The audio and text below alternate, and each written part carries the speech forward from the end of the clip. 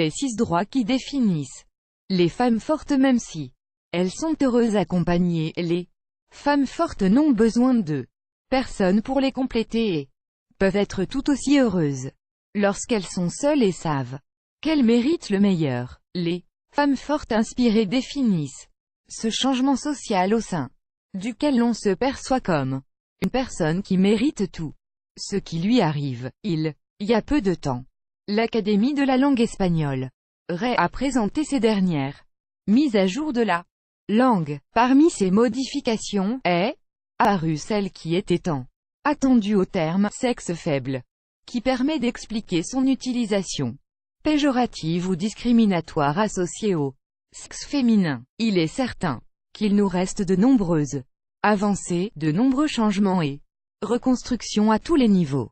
Les plus intéressants commencent surtout avec l'utilisation du langage.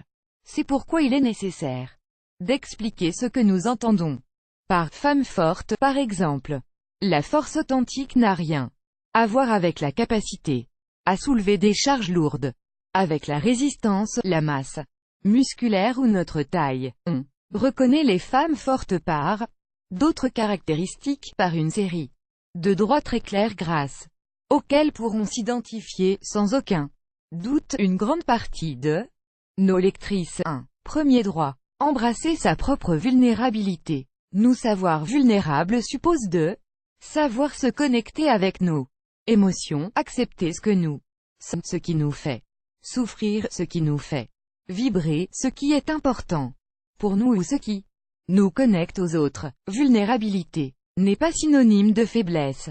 Bien au contraire, nous pensons, par exemple, à ces personnes qui cachent leurs sentiments à chaque instant, qui choisissent de ne pas voir, de ne pas assumer ou accepter tout ce qui les fait souffrir.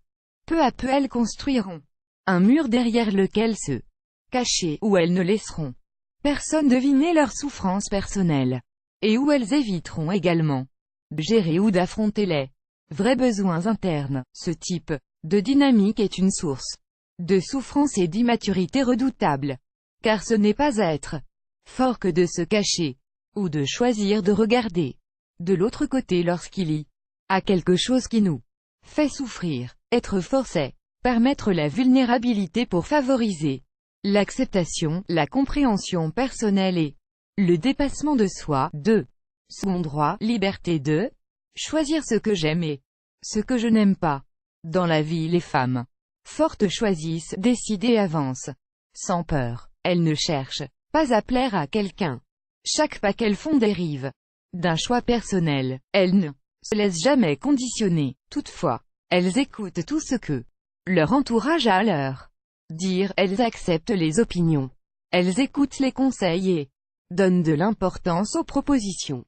Mais la décision finale dépendra toujours d'elles. De la même manière, et tout comme elles n'ont pas peur de choisir leur propre voie, même si cela est très difficile, elles n'ont pas peur de laisser de côté ce qui ne leur convient pas, ni les personnes qui ne les approuvent pas, ceux qui choisissent de se couper les ailes, de ne plus avoir de rêve et d'estime de soi. 3.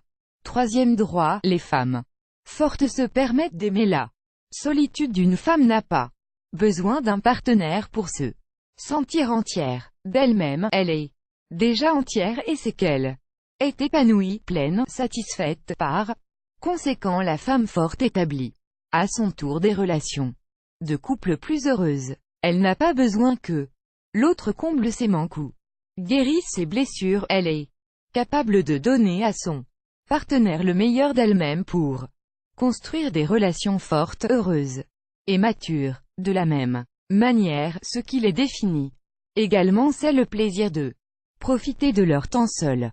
Ce sont des moments où elles peuvent se retrouver, favoriser un dialogue interne sain, penser à leur présent et rêver de leur avenir. 4. Quatrième droit, investir dans son propre développement personnel. Les femmes qui ne s'occupaient que des autres, au point de s'en oublier soi-même, de négliger leur estime de soi, voire leur propre santé, sont des femmes du passé. Les femmes fortes savent très bien que elles sont importantes, courageuses et méritent tout l'amour du monde, surtout leur amour propre, car sans amour propre rien n'a de sens, car si l'on ne prend pas de temps, d'énergie et d'attention pour soi, la vie n'a pas de sens. Ce type de principe n'a rien à voir avec l'égoïsme, mais est lié à l'équilibre psychologique et émotionnel. 5. Cinquième. Droit, dire et penser ce que l'on croit, vivre en accord avec ses propres principes. Les femmes fortes pratiquent l'assertivité, cet art qui nous permet de défendre nos droits, tout en respectant celui des autres. Vivre en accord avec ces principes idéaux est synonyme de liberté et de bonheur.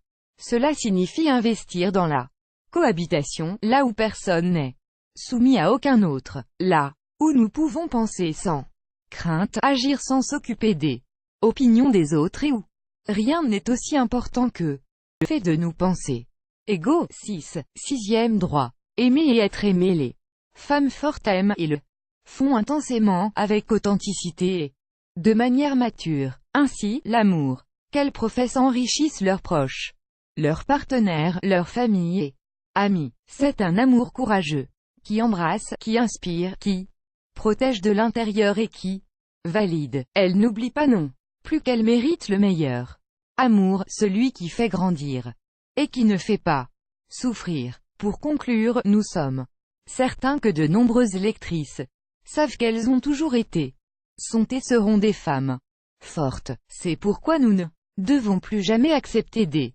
termes comme le sexe faible.